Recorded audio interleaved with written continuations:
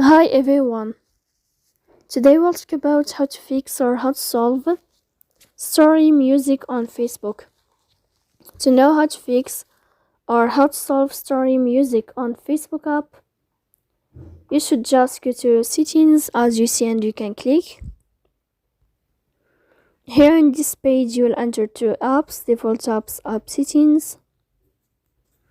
Here in this page you will enter to Facebook and you can click.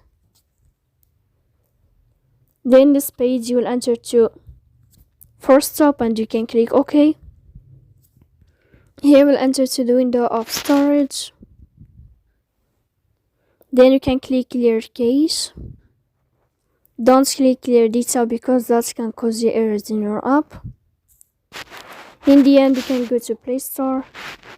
You can search about Facebook. If you will find the update, you can click to update your app.